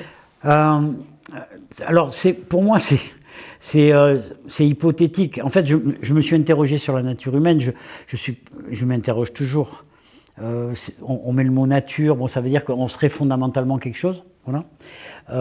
Et je ne comprends pas, en tant qu'être humain, pourquoi il y a des guerres, il y a de la torture, il y a des viols, il y a de l'accumulation de biens sans redistribution, et que c'est de pire en pire. C'est quelque chose qu'on essaye de comprendre. On peut essayer de le comprendre de manière spirituelle, sociale, mais aussi de manière biologique. Et là, je fais référence à quelqu'un... Oui, et l'une n'exclut pas l'autre. On peut le comprendre de façon spirituelle, on peut le comprendre de façon sociale, on peut le comprendre de façon biologique. Si tu veux, ça veut dire qu'il y a des gens, même s'ils font le buzz avec... Hein, parce que voilà, parmi les gens dont j'ai cité, qui ont décrit toute cette histoire de Sapiens, donc il y a Yuval Noah Harari, un historien israélien, ou Jared Diamond, un Américain, qui ont été très remis en question quand même dans leur manière de positionner les choses. Donc il y a plein de gens comme ça qui s'interrogent sur la nature humaine. S'ils s'interrogent sur la nature humaine et qui font des livres, et des livres à succès, Harari, il a vendu des dizaines de millions de bouquins, tu vois. Donc, Jared Diamond aussi, donc ils font le buzz. Ils font le buzz en racontant l'histoire, chacun à sa façon, hein, mais n'empêche que c'est lu. Donc, il y a bien chez l'humain, en tout cas l'humain occidental, un besoin de comprendre. Comment nous en sommes arrivés là? D'où on vient? Alors, voilà, la révolution néolithique, Harari parle de révolution cognitive, ça a été remis en question, on dit mais non, ça n'existe pas. Donc, tu vois, ça débat, mais ça cherche. Donc on cherche à comprendre comment on en est arrivé là. Et donc moi je vais parler du bug humain parce que dans ma quête de la nature humaine, l'aspect biologique m'intéresse. Et lui, il va dire il y a quelque chose qui dysfonctionne dans le cerveau humain. Ça s'appelle le bug humain. Le bug humain, c'est le titre d'un de ses bouquins, hein, Sébastien Boller. Donc j'ai vu différentes choses. Apparemment, il aurait fait des études assez supérieures de neurosciences quand même. Et puis c'est un journaliste aussi, puis un écrivain. Et donc, en fait, lui, il décrit un dysfonctionnement, notamment au niveau d'une structure nerveuse qu'il appelle le striatum, c'est pas lui qui l'appelle, le striatum, et qui délivre de la dopamine chaque fois que tu t'accapares quelque chose qui est essentiel à ta vie. Et tu vas voir, quand tu fais le lien que, si tu veux, donc tu acquiers quelque chose qui est essentiel à ta vie, tu vas avoir un shoot de dopamine, c'est-à-dire une satisfaction. Voilà. Et une forme de satiété. Donc si on revient dans le monde animal, ça veut dire manger, trouver à manger tous les jours, un partenaire sexuel quand c'est le moment, etc. Quand tu as acquis ça, tu as satisfait à l'évolution biologique, tu vas survivre et ton espèce va survivre, pour résumer. Hein, voilà. Sauf que, dans le monde animal, il y a une forme de satiété qui fait qu'il n'y a pas d'accumulation. Puis il y a la contrainte de l'environnement. L'environnement va nous limiter de toute façon. De toute façon. Le nombre de partenaires, le nombre de denrées bien alimentaires, sûr. il va nous contraindre. Ouais.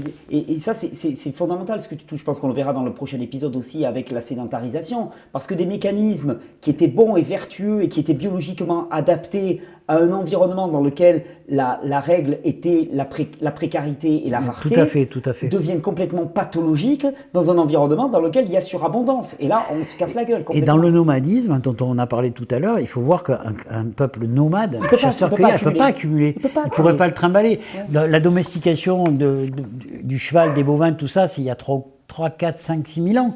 Donc là, on parle de gens qui n'avaient pas ces animaux. Donc en fait, ils ne pouvaient pas accumuler quoi que ce soit. Donc en fait, ils prélevaient ce qu'ils pouvaient, ils arrivaient à survivre.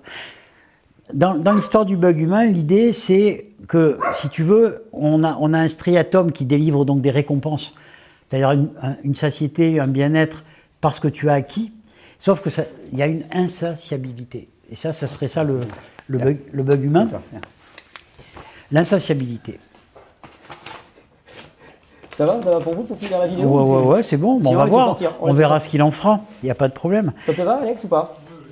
Et donc, en fait, cette insatiabilité, ça veut dire que, si tu veux, tout se passe comme si on n'atteignait jamais de satisfaction et de satiété. Même quand on a tout ce qu'il faut, c'est-à-dire au niveau alimentaire, au niveau confort, ni chaud ni froid, au niveau partenaire sexuel, il en faut toujours plus. Donc ça veut dire que tu vas avoir des êtres humains donc, qui ont ce dysfonctionnement au niveau du striatum, qui va délivrer sa récompense, mais non, mais c'est pas assez. Il en faut toujours plus, qui vont accumuler les biens, qui vont accumuler les conquêtes sexuelles, qui vont accumuler... Et puis après, bon, il y a toutes les conduites l'argent, n'importe quoi. Voilà. Et donc, tu as prononcé le mot conduite addictive, et donc par insatiabilité. C'est-à-dire que pour avoir la récompense, il faut toujours accumuler. On ne voit pas ça dans le monde animal. Quand ils ont mangé, quand ils ont fait ce qu'ils avaient à faire, à la fois pour eux-mêmes et pour leur espèce, ils se reposent. Ils jouent. Tu vois, mais ils ne sont pas dans cette accumulation. Donc mais ça, c'est compulsif. Cette insatiabilité compulsive, ouais. C'est ce qu'on voit aussi dans l'accélération du développement technique et technologique actuellement. Bien sûr. Et c'est pour ça que je trouve que cette question de comment nous sommes arrivés là et comment en sortir, elle est fondamentale. Parce on parle de transhumanisme depuis des années. Là, on sait qu'actuellement, on est vraiment à 2 doigts de basculer, si on n'a pas déjà basculé d'une certaine manière, dans une forme de transhumanisme. Et quand l'humain aura perdu sa qualité d'humain, il n'est pas certain que le chemin inverse sera possible. Donc c'est une question fondamentale. Et puis par rapport à la dégradation de l'environnement aussi. Insatiabilité parce qu'on veut toujours plus que nous-mêmes, plus que ce que nous sommes, que le voisin, plus que qui nous sommes même réellement, tu vois, et ça décrit une partie de la pathologie. Et avec un déni par rapport au fait, si tu veux, qu'on est en train de détruire notre planète. Il y a un déni en plus, tu vois, il y a un déni, on est dans le mensonge, il y a des biais cognitifs, etc. Donc c'est décrit par Sébastien Boller comme si tu veux, un dysfonctionnement neurologique. Je ne dis pas que c'est la vérité. Moi, ça m'intéresse parce que je vois des gens qui cherchent des pistes. Ça nourrit la réflexion. Des gens qui cherchent des pistes. Et donc, comme il avait fait un gros succès avec le bug humain, il est allé plus loin. Il a écrit un bouquin qui s'appelle Human Psycho, qui est une reprise d'American Psycho, qui est un bouquin, un film. Et donc, lui, il considère... Alors, évidemment, c'est journalistique. Bien sûr que c'est outré. En même temps, moi, ça me fait réfléchir. Il dit... Individuellement, et c'est ce que tu disais tout à l'heure, on est capable de compassion, on est capable d'entraide, on est capable de prendre soin de l'autre. Hein. Mais collectivement, il dit, l'humanité est psychopathe. Alors ça va loin quand même. Et il décrit ce que c'est qu'un être psychopathe. Donc, il va décrire un être qui est avec un ego surdimensionné, très narcissique, c'est-à-dire un peu style tout pour ma gueule, si tu veux, qui est manipulateur, avec manipulateur pervers de tout ce qui est autour de lui. Et donc, il va décrire vraiment le psychopathe. D'ailleurs, on va regarder, si tu veux bien, les différentes... Je voudrais reprendre les... Voilà, je vais le lire. Donc, inflation de l'ego, individualisme, narcissisme, mégalomanie. C'est moi qui ai écrit ça. Folie des grandeurs, style tout pour ma gueule. Absence d'empathie, d'émotion, accompagné de mensonges, de déni, de biais cognitifs. Manipulation et perversion, besoin de maîtriser, soumettre, contrôlée. Et impulsivité, violence et destructivité, sans tenir compte des conséquences.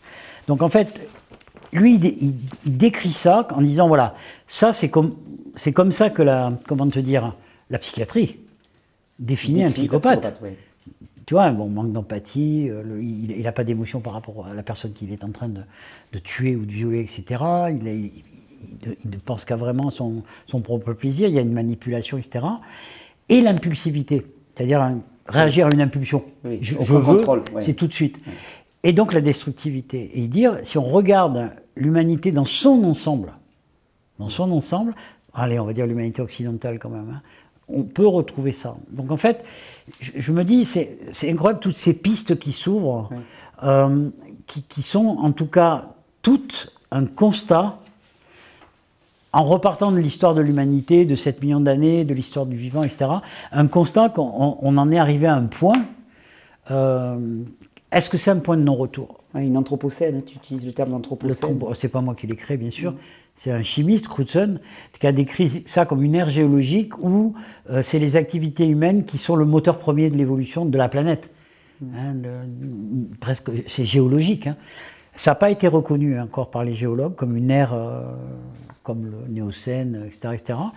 Mais ça fait le buzz, l'Anthropocène, tout le monde parle de l'Anthropocène.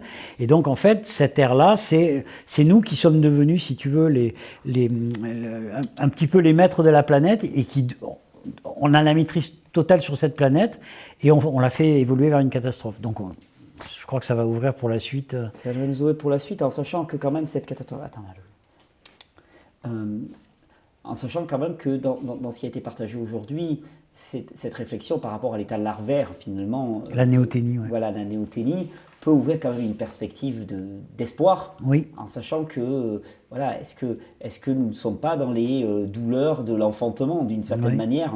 Et voilà, comme tu le disais toi-même, hein, il y en a des, voilà, le futur sera spirituel ou ne sera pas. Quelle est l'évolution de l'humain? Est-ce qu'à partir d'une biologie donnée, il n'y a pas quelque chose qui n'a pas encore été abouti et qui va permettre de passer à un stade ultérieur? C'est intéressant. En tout cas, ça donne des mots, tu vois, néothénie, hypertélie, etc., que les personnes intéressées, elles peuvent aller voir ce que ça signifie, approfondir, tu vois. Mais ce sont des pistes à suivre. Et effectivement, pour moi, ça m'intéresse parce que finalement, est-ce que ça m'intéresse intellectuellement? Parce que j'ai besoin de connaître des choses, de savoir des choses. Ça m'intéresse peut-être parce que je cherche des voies de sortie aussi. Parce que pour quand même beaucoup d'humains, il y a ce côté positif, tout le monde n'est pas psychopathe, en tout cas dans l'individualité. Beaucoup de gens se rendent compte que ça ne va pas là. Ça ne va pas, que ce soit les inégalités, la surconsommation. Non, mais la qualité de notre vie, la plupart des gens sont en souffrance. En tout cas, dans notre environnement d'occidentaux, c'est vrai que si tu interroges la plupart des gens, derrière le vernis Instagram voilà, qu'on nous sert en permanence, de tout va bien, nos vies sont souvent des vies quand même de dures souffrances, longues. Et puis l'addiction numérique, numérique. Très peu de satisfaction simple, tu vois, et profonde. Profonde. Et c'est clair qu'on est à un moment de fracture. Et pour ça, pourtant, les lumières, c'est la recherche du bonheur. Donc en fait, on en est à ce niveau-là. Tu vois, on parlait du striatum et de la dopamine. Tu vois, quelqu'un qui est sur un téléphone portable à chercher des likes. Oui.